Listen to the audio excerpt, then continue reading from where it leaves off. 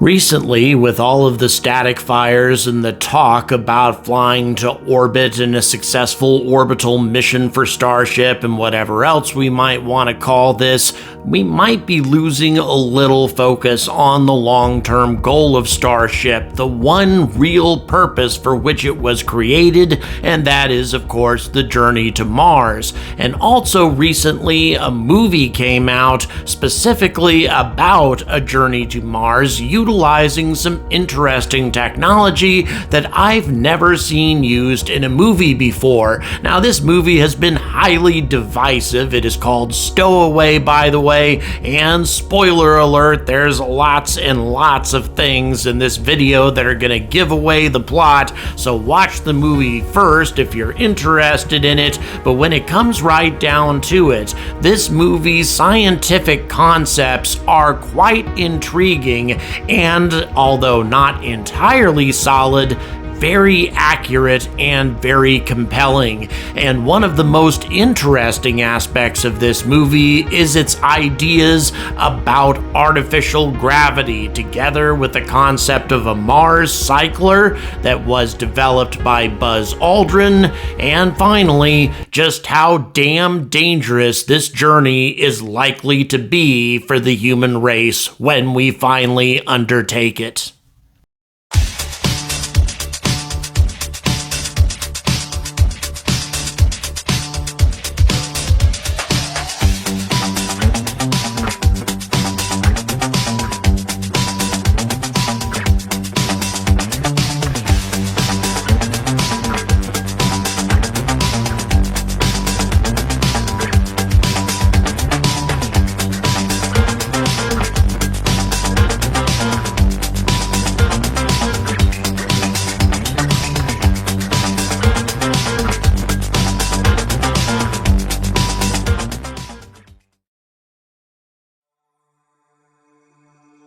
Now, before we get to this movie's concepts on artificial gravity and how they might apply to Starship, and by the way, this animation is provided by SpaceX Vision, who has always done a fantastic job in creating renderings and amazing animations about Starship, but really what I want to talk about first is the Mars cycler concept. I did make a video about this over a year ago, so instead of simply repeating myself, we're going to take a little trip back in time to give you a brief overview of this amazing concept that is possibly the most efficient way to get to and from the Red Planet, created by Buzz Aldrin, who, by the way, is also a rocket scientist.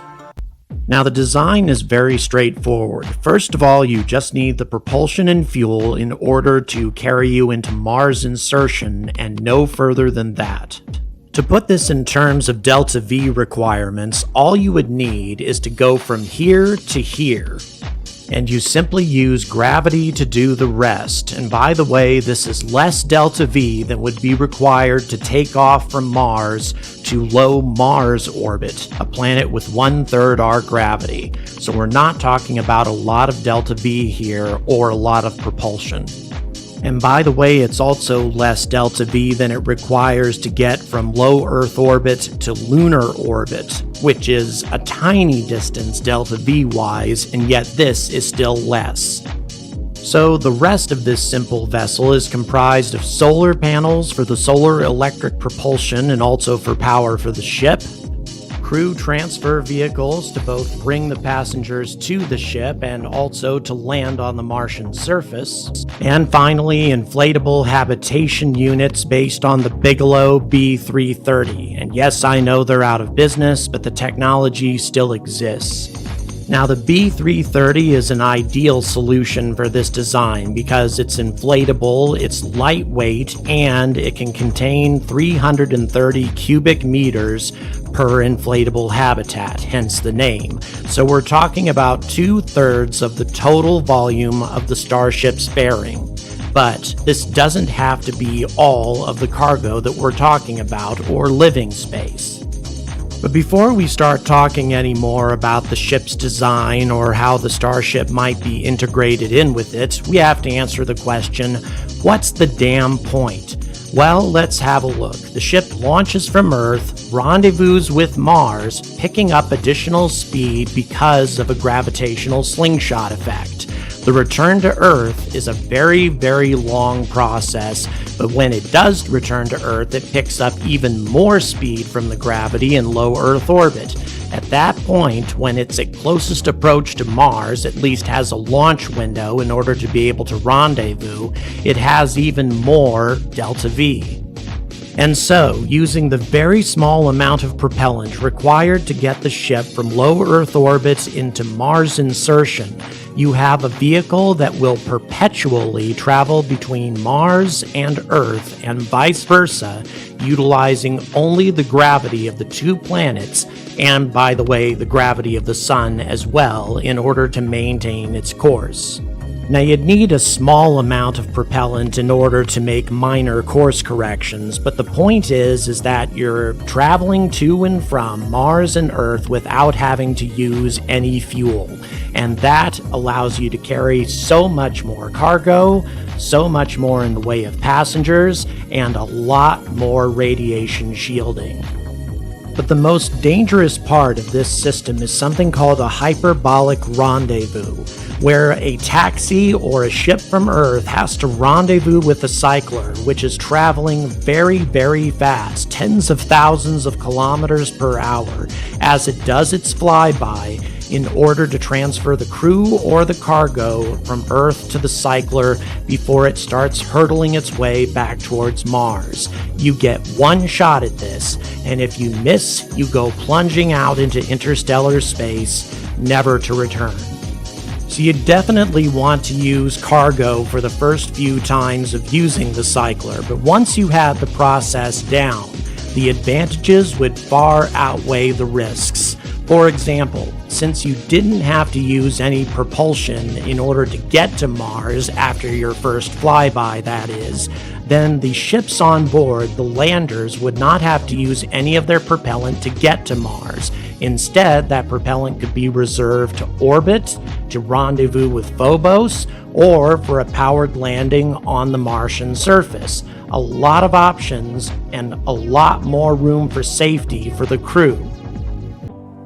Now, the movie uses the Mars cycler concept to absolute perfection. As a matter of fact, the company's name, Hyperion, in my opinion, is based on the concept of a hyperbolic rendezvous that I talked about in my previous video. As you can see right here, the crew pods don't need to be located in any kind of aerodynamic spacecraft or anything along those lines. They can essentially look like the modules from the ISS. And once they get going, once their space taxi, which looks like a Crew Dragon by the way, rendezvous with the main ship, then they spin up the artificial gravity. The artificial gravity being provided by a tether device that has a solar panel array at the center to provide energy for the entire system, and then a booster at the far end in order to provide propulsion when needed.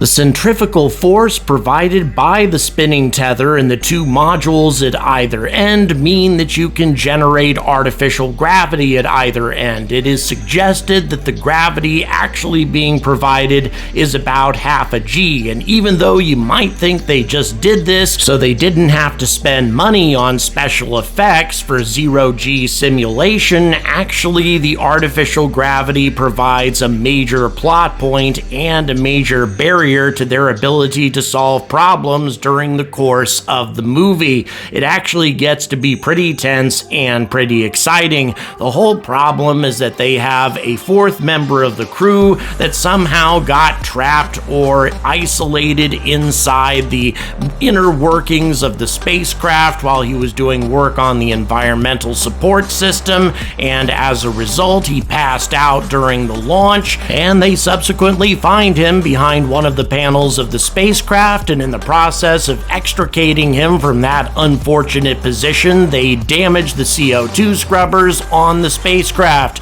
They do have backup systems, but not enough to sustain 4 people for the entire journey, which of course leads them to an ethical crisis as they struggle to try to solve an unsolvable issue as the 4th person drains away their atmosphere, and they know damn well that that 4th person really needs to die before they get past the point of no return. It gets to be pretty tense during that time frame as well, especially given that this guy is kinda likable, kinda simple in many ways, and really doesn't mean anybody any harm. And by the way, what you're watching right now is an animation illustrating how Starship could be integrated into a system similar to what they use in the Stowaway movie. And matter of fact, I think that's probably what inspired this video, but I can't say that for certain. The reason you have this massive solar array at the center of the spinning structure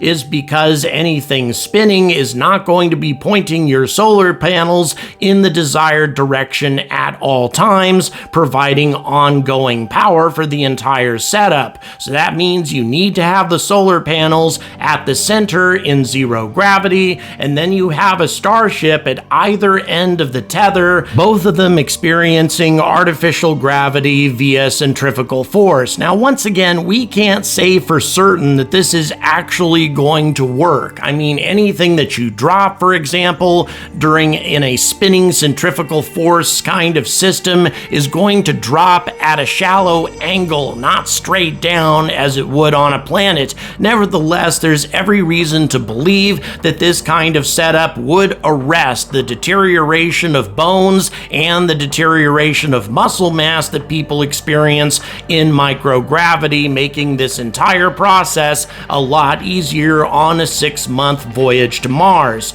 And on top of this, if the Starship is rendezvousing with a Mars cycler, and the cycler, by the way, is nothing more than some engines and the huge solar array, that means the Starship doesn't need to use much of its own fuel to head to Mars. Therefore, less LEO refueling, or perhaps more fuel reserved for a landing, therefore not requiring as much atmospheric drag to successfully make the landing, executing what I like to call the SpaceX Starship suicide dive. Okay, let's get back to the movie. In the course of trying to correct their problems, they decide to create algae, which was supposed to be used on Mars in order to create a natural life support and a carbon dioxide recycling system. It isn't enough. The whole solution fails, and as a result, they are again left in a situation where at least one of them are going to have to die in order for the rest of them to successfully make the journey. However, they come up with another solution. They calculate that there may still be some liquid oxygen left in the booster section of the setup, which is at the far end of the tether, and if they can perform a successful EVA all the way out to the booster, they can perhaps gather enough liquid oxygen to save them. As far as the CO2 problem is concerned, all they do is bleed off enough atmosphere to get rid of the CO2 and replace it with oxygen. It's a solution that's very innovative and would indeed work even if the CO2 scrubbers were malfunctioning on a ship, at least as far as a stopgap measure was concerned. And herein comes another problem. The spinning structure means that they are going to be operating in artificial gravity at either end of the tether, which means they're not just floating around as you would in a normal EVA, but instead climbing the tether in full environmental suits. Not an easy task at all until they reach the solar array where they're in microgravity, and then they descend essentially down to the other end of the tether, sliding down the tether, so to speak, until they reach the booster. Upon reaching the booster, there's a really interesting moment where they open up the hatch to reach the liquid oxygen, and the hatch just flies out of the astronaut's grasp because of the centrifugal force. It's a really interesting scene that you would seldom see in an accurate space movie, simply because you usually don't have gravity in space, and yet they do in this situation, and it's creating all kinds of problems for the crew. The two astronauts gather 50% of the oxygen that they need, and there's more than enough left, so it seems that they're saved until in comes a deus ex machina, but in reverse, in the form of a solar storm or coronal mass ejection.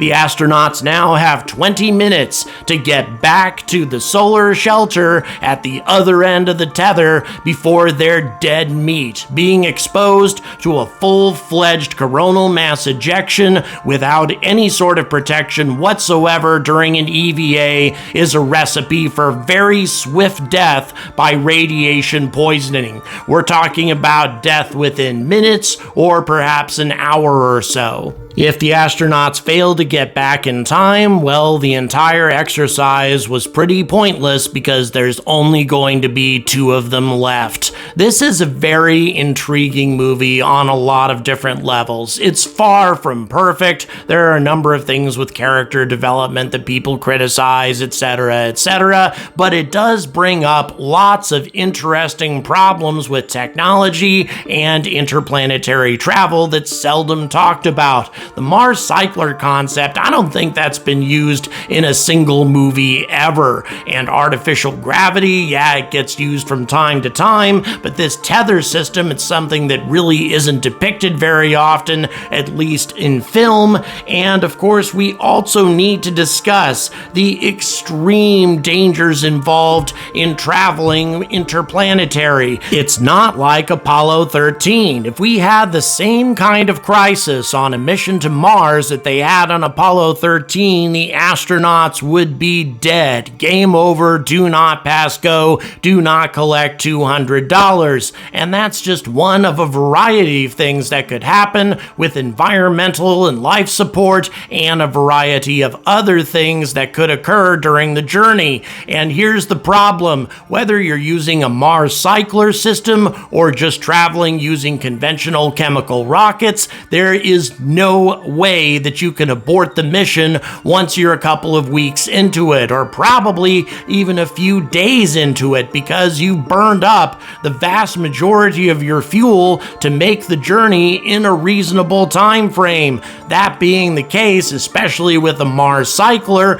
once a problem arises, you have to fix it on your own during the journey, or you're just dead. There's nothing that your friends back on Earth can do to save your life. There's no potential resupply mission that could possibly catch up, and even a resupply mission sent from Mars designed to intercept the incoming vessel would have an almost impossible task of trying to dock with it, because the two ships would be closing on one another at a tremendous velocity. It would be very tricky to equip the resupply vessel with enough fuel, first of all, to get to the incoming ship in time, and then to decelerate sufficiently to dock with a ship which would be traveling in the opposite direction. Really, when it comes right down to it, if you encounter a crisis on an interplanetary voyage and you can't solve it on your own, then you're most probably dead. And that's something we're going to need to face when we start making human missions to Mars.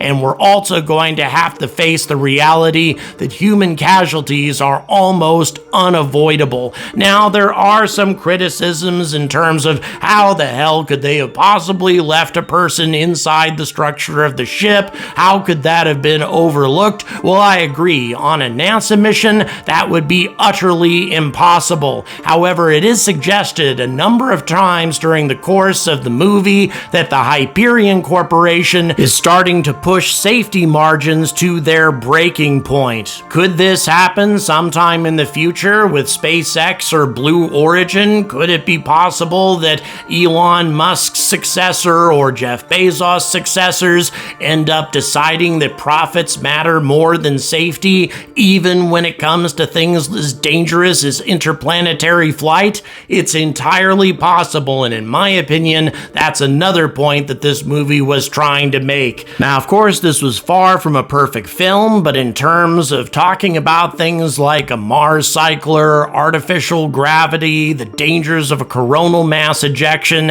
and the fact that a problem could arise within a few days of leaving Earth orbit that could doom an entire mission, and there would be utterly nothing they could do to save themselves. And by the way, at the end of the movie, they still have Earth in their rearview mirror, and Mars is still a distant red dot. All of this transpires in the first few weeks of the mission, and their fates are sealed during that time. So what is the overall message that's being sent here? Well, obviously it's a story about people, but on top of that, it's also a story about interplanetary travel and the fact that no matter how routine it becomes, no matter how good we get at this as time goes on, we need to remember that space is hard. Space is incredibly dangerous and deadly, and we need to take it seriously and respect the cosmos, otherwise it will swat us like flies. Please hit that notification button, it's very helpful to my channel. Also hit that like, hit that subscribe, and check out the description for various ways to support content like this in the future. And as always, stay angry about space!